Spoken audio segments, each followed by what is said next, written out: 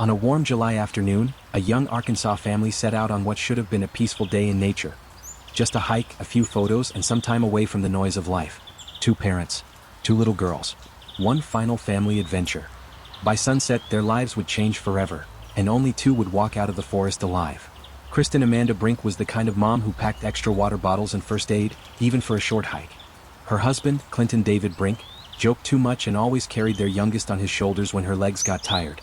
They weren't rich. They weren't famous. But to their daughters, ages 7 and 9, they were everything.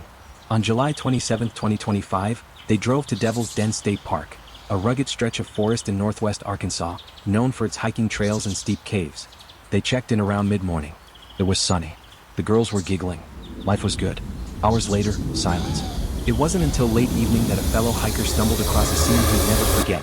2 bodies sprawled across the trail, both riddled with bullets. No signs of struggle. No robbery. Just execution. Cristen and Clinton were dead, lying just feet from where their daughters were found, frightened but physically unharmed. The girls had stayed near their parents for hours, not understanding, not leaving, waiting for help that came too late. Police quickly sealed off the area, combing the dense woods for clues. The crime scene was eerily clean. No murder weapon. No footprints. No signs of a fight. It looked planned. Quick. Professional. But then a break. Surveillance footage from the entrance gate showed a car parked near the Brink's vehicle. It belonged to 28-year-old Andrew James McGann. 5 days later, McGann was calmly arrested at a local beauty salon. He had booked a haircut. Sat down. Didn't say a word. When the officers walked in, he put his hands up without hesitation, as if he knew they were coming. Little is known about McGann. No known ties to the Brinks. No history of violence, at least none that's been made public. But the coldness of his arrest, it sent chills down everyone's spine. One witness said he looked soulless. Another described him as already gone. And here's the unsettling part, police still haven't said why he did it. Was it random? Was there something more? A grudge? A mistaken identity? We still don't know. And the silence? It's deafening. Cristen and Clinton Brink died protecting their daughters.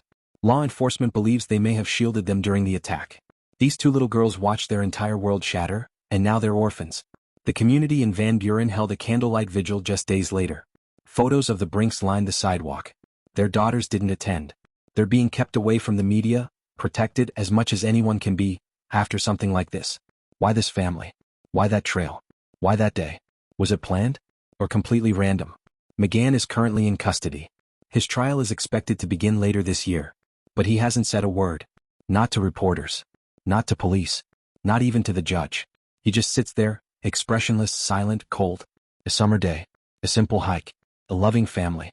And a quiet killer lurking in the trees. The Brinks thought Devil's Den would be a place of peace. Instead, it became their final resting place. And until we know why, we're all left haunted by the question, how safe are we even in the most peaceful places? If you believe these little girls deserve justice, share their story. Let this video be their voice. And if you have your own theory about why this happened, drop it in the comments below.